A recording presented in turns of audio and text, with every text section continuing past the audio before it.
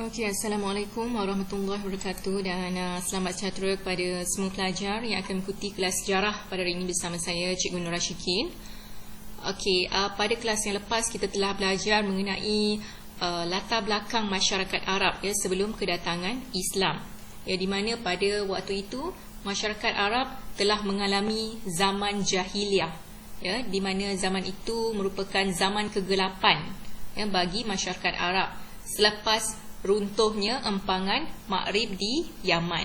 Di mana empangan Maghrib ini adalah sangat penting kepada masyarakat Arab pada waktu itu untuk saliran air, untuk saliran air di kawasan ataupun lokasi masyarakat Arab khususnya. Tetapi apabila empangan Maghrib ni dia runtuh, ia menyebabkan berlakunya kemerosotan ekonomi dalam masyarakat Arab, dan kemudian masyarakat Arab mengalami satu zaman yang dipanggil sebagai zaman jahiliah ataupun zaman kegelapan. Okey, kita telah lihat pada kelas yang lepas di mana masyarakat Arab jahiliah, sistem masyarakat Arab jahiliah yang terdiri daripada politik, kemudian ekonomi dan juga sosial masyarakat Arab jahiliah. Dan kita telah lihat adat dan kehidupan seharian masyarakat Arab jahiliah dari segi perbuatan yang buruk dan juga perbuatan yang baik dalam kalangan masyarakat Arab. Okey, hari ini kita akan lihat kemunculan dan perkembangan tamadun Islam yang berlaku dalam masyarakat Arab jahiliah, yang bermula di kota Mekah. Okey, ia bermula dengan kelahiran Nabi Muhammad sallallahu alaihi wasallam. Okey. Dan apabila Nabi Muhammad sallallahu alaihi wasallam lahir, kemudian Nabi Muhammad sallallahu alaihi wasallam mendapat wahyu, baru berkembang Islam, berkembangnya agama Islam di kota tanah suci Mekah. Kita akan lihat dia punya rentetan sejarahnya. Kita akan lihat rentetan sejarahnya di sini. Ini adalah nota ringkas yang telah saya sediakan, di mana berkenaan dengan kemunculan tamadun Islam, bermula dengan kelahiran Nabi Muhammad sallallahu alaihi wasallam. Nabi Muhammad sallallahu alaihi wasallam telah lahir pada 12 Rabiul Awal tahun Gajah bersamaan dengan 20 April 570 Masihi. Ini adalah hari lahir Nabi Muhammad sallallahu alaihi wasallam, 12 Rabiul Awal. Ini adalah bulan dalam Islam. Kemudian kita lihat siapa bapa dan ibu Nabi Muhammad. Bapa Nabi Muhammad adalah bernama Abdullah bin Abdul Muttalib, manakala ibunya bernama Aminah binti Wahab. Kemudian kita lihat kehidupan Nabi Muhammad sallallahu alaihi wasallam sebelum diangkat menjadi nabi.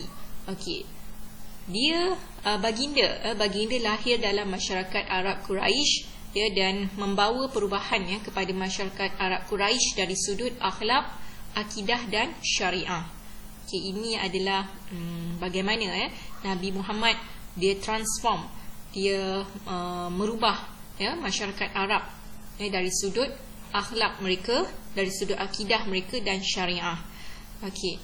Nabi Muhammad sallallahu alaihi wasallam sebelum menerima wahyu, dia adalah baginda adalah seorang yang menjalankan perniagaan, yang membantu bapa saudaranya Abu Talib berniaga, dan juga menjalankan perniagaan milik siapa? Milik Siti Khadijah. Ini adalah sedikitlah kehidupan Nabi Muhammad sallallahu alaihi wasallam. Kemudian kita lihat ini adalah tempat lahir Nabi Muhammad sallallahu alaihi wasallam, iaitu di kota Mekah. Yang bulatan ini adalah merupakan kawasan tempat tinggal Nabi Muhammad sallallahu alaihi wasallam. Dan bangunan yang ada sekarang ini telah didirikan menjadi perpustakaan awam di dalam kota Mekah. Ini adalah Masjidil Haram di kota Mekah yang menjadi pusat utama, yang menjadi pusat utama, tumpuan utama masyarakat Arab dan juga orang Islam di seluruh dunia untuk menunaikan ibadah.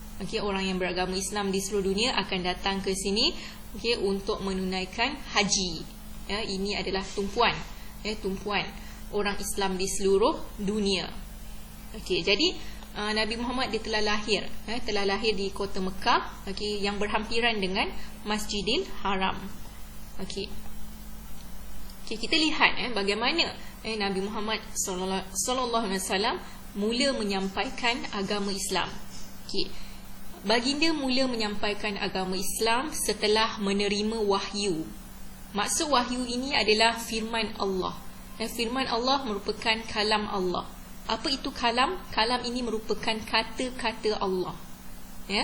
Dan dia disampaikan oleh malaikat Jibril. Maksudnya malaikat Jibril telah datang kepada Nabi Muhammad sallallahu alaihi wasallam membawa firman Allah, membawa kata-kata Allah, kalam Allah pada 17 Ramadan.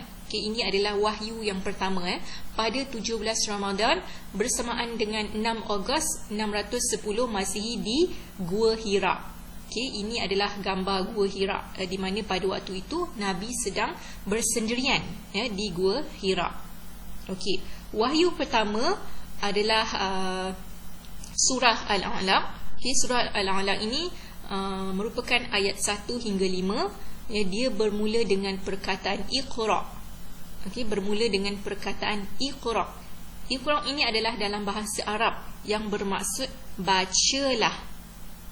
Bacalah.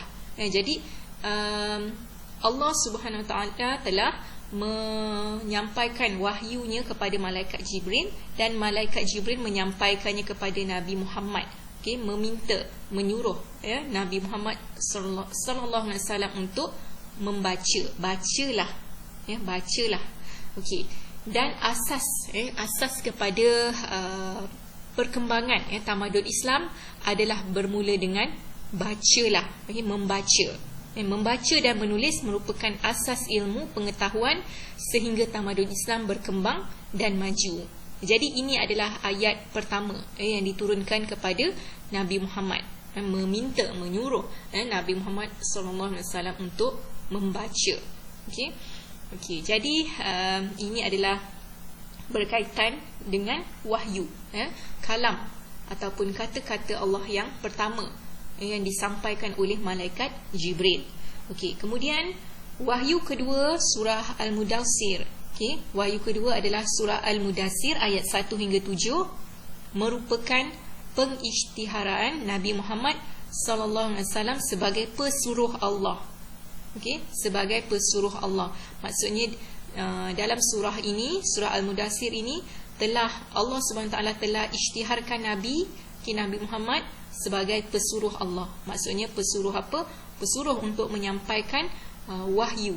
Untuk menyampaikan wahyu kepada umat-umat yang akan datang, umat-umat pada ketika itu dan juga umat-umat di seluruh dunia.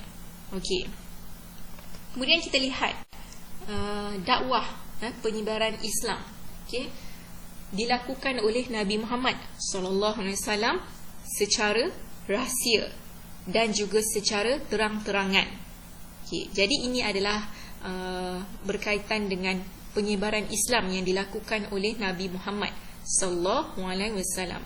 Maksud dakwah ini bererti mengajak manusia. Mengajak manusia untuk menyebarkan agama Islam, untuk menganut agama Islam. Jadi dakwah ini adalah sebahagian usaha Nabi untuk menyebarkan agama Islam. Berlaku secara rahsia selama 3 tahun. Dan individu awal yang memeluk Islam pada waktu itu adalah Siti Khadijah, isteri Nabi. ya, isteri Nabi yang pertama Siti Khadijah, okey, individu yang pertama memeluk Islam. Kemudian Ali bin Abi Talib, sahabat Nabi, ya, Zaid bin Harisah dan juga Abu Bakar Al-Siddiq. Okay, ini adalah merupakan sahabat terdekat Nabi.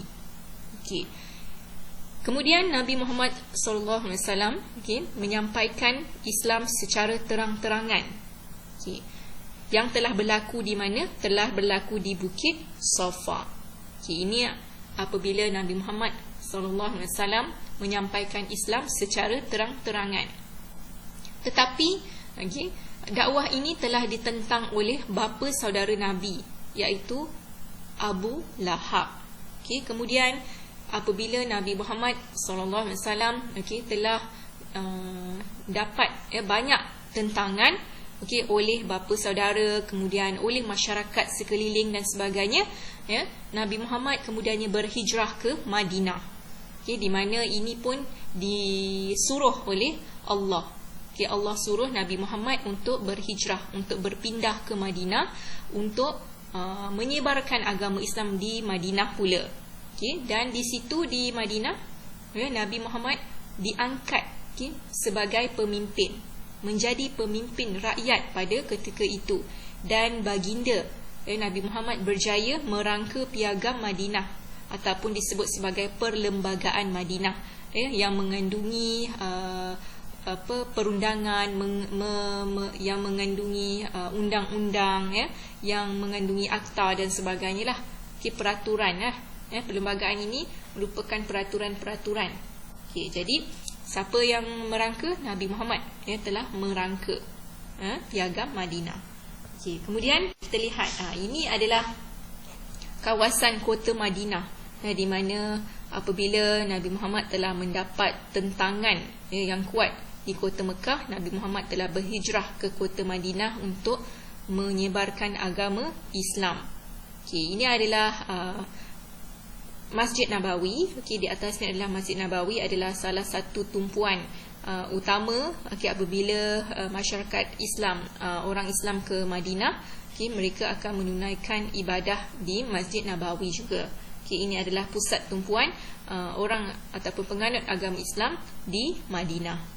Okay, ini adalah kota Madinah lah pada waktu kini, pada masa sekarang ni lah. Okay.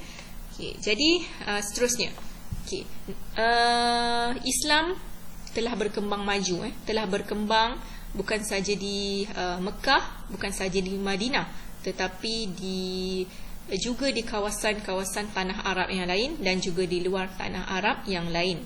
Okay. Okay. Ada beberapa, ya, sifat terpuji, okay, sifat yang baik Nabi Muhammad SAW. Okay. Antaranya adalah siddiq, benar. Okay, Nabi Muhammad SAW sentiasa berkata benar. Kemudian baginda seorang yang amanah, okay, amanah dalam menyampaikan sesuatu, okay, amanah dalam menjaga perniagaan, milik orang lain, ya, dan dia adalah seorang yang tabligh, menyampaikan ajaran Islam. Dan Nabi Muhammad adalah seorang yang bijak, bijaksana, seorang yang fatanah. Ini adalah perkataan dalam bahasa Arab. Siddiq, amanah, tabligh, fatanah, ini adalah dalam bahasa Arab. Okay. Kemudian, okay, melalui sifat terpuji Nabi Muhammad SAW ini, Islam kemudiannya telah berkembang, ya. Seperti mana yang saya katakan tadi, bukan sahaja di tanah Arab tetapi juga di luar tanah Arab, ya, seperti di Rom, Parsi, okay, Mesir, ataupun dikenali sebagai Egypt, dan juga Habsyah. Okay, ini adalah kawasan di mana Islam berkembang pada ketika dulu, okay, pada awal-awal kemunculan Islam, okay, yang dibawa oleh Nabi Muhammad SAW. Dan pendekatan Nabi Muhammad, okay, Nabi Muhammad SAW, dia tidak memaksa, ya, baginda tidak memaksa untuk sesiapa saja memeluk Islam. Nabi Muhammad SAW juga telah menyampaikan Islam dengan cara diplomasi dalam berdakwah. Maksud diplomasi ini adalah dengan cara terbuka lah, okay, seperti mana yang saya sebutkan tadi, ya, dengan cara bertolak ansur dan sebagainya. Okay.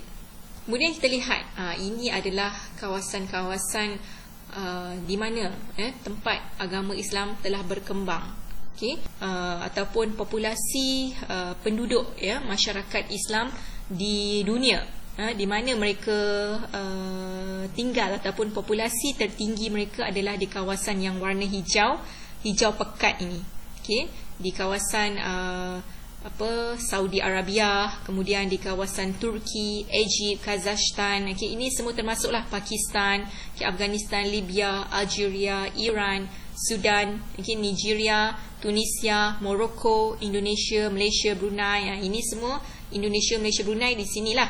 Tetapi kawasan-kawasan yang saya sebutkan tadi kebanyakannya di sini. Jadi populasi masyarakat Islam telah berkembang, yang bermula dengan Nabi Muhammad, penyebaran Islam melalui Nabi Muhammad sallallahu alaihi wasallam, kemudiannya melalui sahabat-sahabat baginda, kemudiannya melalui pemimpin-pemimpin masyarakat Arab pada waktu itu, dan juga melalui pedagang-pedagang yang berdagang di luar tanah Arab. Jadi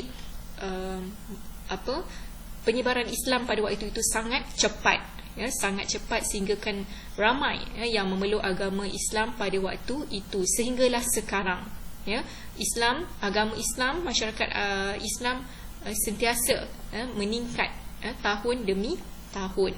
Ini adalah berkaitan dengan penyebaran agama Islam yang bermula dengan Nabi Muhammad sallallahu alaihi wasallam.